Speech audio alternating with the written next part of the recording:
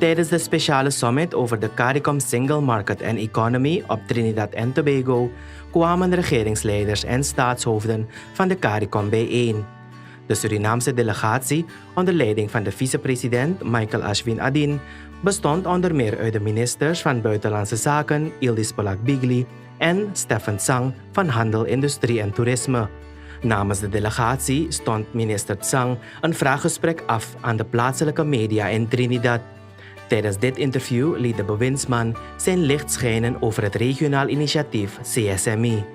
Continue to flow along in our discussion with the Minister of Trade, Industry and Tourism in Suriname, Stephen Tsang, and we're talking about a number of issues that could be seen as obstacles to the full implementation of the CSME, because there is a special meeting going into its second and final day today in Port of Spain, special meeting of Caricom focused on CSME. They're also supposed to be dealing with the expansion of categories of skilled community nationals, the report of the Commission to review Jamaica's relations with Caricom, CARIFORUM frameworks and effective settlement of disputes. But let's get back, Minister, to this issue of free movement and so on. And we were talking about at the break, the visa issue. Yeah. What's your own perspective on that as far as the visas in relation to free movement in our region? Well, if you want to develop things like multi-destination tourism, to open up the market for the Caribbean, look, if you look at Suriname, we have many tourists coming from Holland, which is different from the tourists that go to the other Caribbean countries. The market is there. If you can share the market with the other countries, you need to open up your visa policy. Because if people come to Suriname, they need a visa, and say they want to go to Trinidad, they have to request another visa, and so on and so on.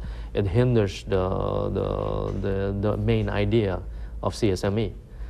So if you look at the EU, if you get a visa for the EU, you get a Schengen visa, you can go to Holland, France, Portugal, everywhere. Everywhere. So why cannot we do that in the Caribbean? You tell me, because I think that is people are asking themselves, because we all were colonized by different European countries. All were. And it's crazy that we are doing more trade and tourism with our former colonizers than with ourselves. And why do we not look at ourselves to start with the trade and the tourism?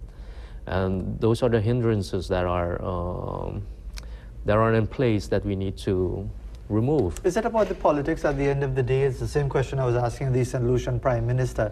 Is it about leaders in our respective territories, however small they may be, whether it's a population of 1.3 million or 700,000 or 500,000, that it's important for you as a politician to retain your identity, to retain your constituency, so that you will be seen as a leader, so that you will be elected the next time? Is it the politics that is getting in the way of full integration? I don't think as much as the problems with politics, but more to do with legislation. We all have different legislations. But it's determined by politicians, isn't it? It's determined by politicians, but at the end of the day, you have to decide whether what the consensus in your country wants. And if the majority of your country does not want CSME, then it's a hard battle for you to try to move on with the world, with the What's the view in region. Suriname in that regard? Do you get a sense that the majority of the population in Suriname wants CSME? I do think that they want CSME because it means to open up the market. It's to create a larger market. Suriname has a population of 560,000 people. If you look at the Caribbean alone, which is 44 million people, it's a huge market for us. It's not a huge market for Asian countries or bigger countries. But for small islands and for small countries, it's a huge market. And if you can access that market and simplify it, then you do have a win-win situation.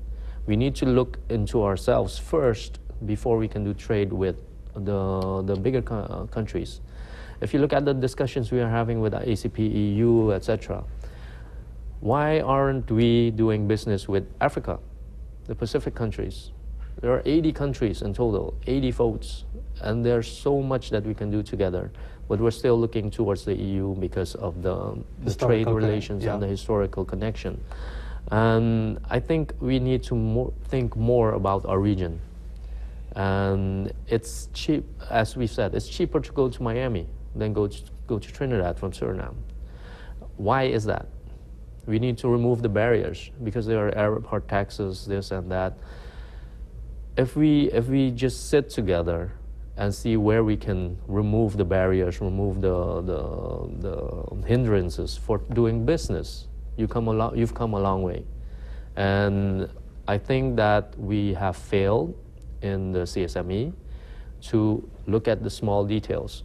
Just work on the small details before you can go and expand towards a real CSME. This day one of the dialogue was yesterday. Day two is coming up, and we await the communique and whatever announcements are made later today. Are you more optimistic now? Do you feel, and in fact, if you are, what makes you feel more optimistic that this was not going to be just another talk shop, that you'll have lovely statements and then nothing will be done? What is your own feeling about this? Well, for one, I've seen that we invited the business sector and the labor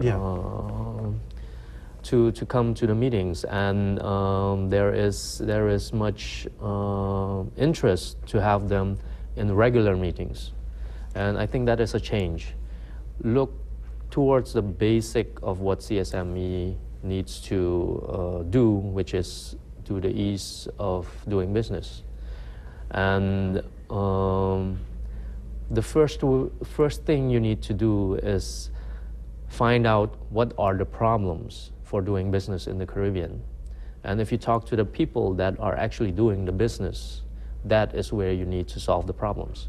And I am very hopeful that with this new development, that we will make bigger steps forward. And also the lead head of the CSME right now, the Honorable Miss Mia Motley. Yeah. I like her approach.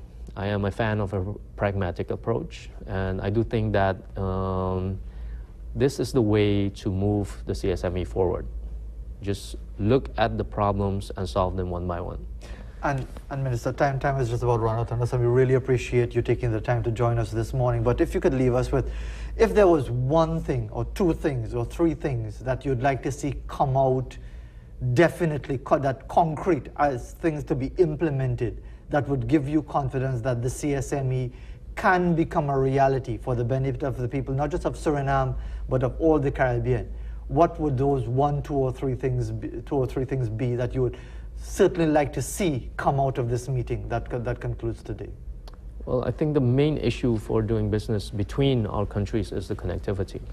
And I think that we need to work to connect our islands, our countries, our Caricom countries with each other before we can start talking about the trade amongst ourselves, before we can talk about tourism amongst ourselves. So there are many legislative and procedural barriers we need to solve. And those are not hard things to do. You need to convince the people that by lowering the airport taxes, lowering the taxes on the maritime harbors, it's going to increase the trade. And that is the challenge. And I do hope that we can put this as a priority to start the connectivity. And I think the message which is being brought in these meetings is that we need to move forward. There's no use to keep other countries back. If you are not ready for CSME, we will wait for you to become ready. But we have to move forward. So you are happy with that idea of even some countries going ahead with it, even while other countries are still hesitant about it? You need to lead by example. If they can see the benefits and if they can join in on the benefits, the people will come. Otherwise, they will not.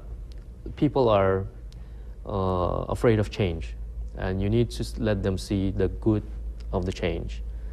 Minister, thank you very much for taking the time to Thank be you. with us this morning, and your English is impressive for someone who would obviously speak Dutch as a first language, and indeed for many of us who often think of the Caribbean as just the English-speaking Caribbean. We really need to open up our minds and realize that there is this significant segment of our Caribbean region that we pretend doesn't exist simply because they don't share the same colonial sort of experience. We were colonized by the British, but the Dutch were here, the Spanish were here, the French were here, the Portuguese were here. Everybody was here, but we seem to think only the English were here. Anyway, 7:26 in Trinidad and Tobago. We'll be back right after this. Well, I say I gotta check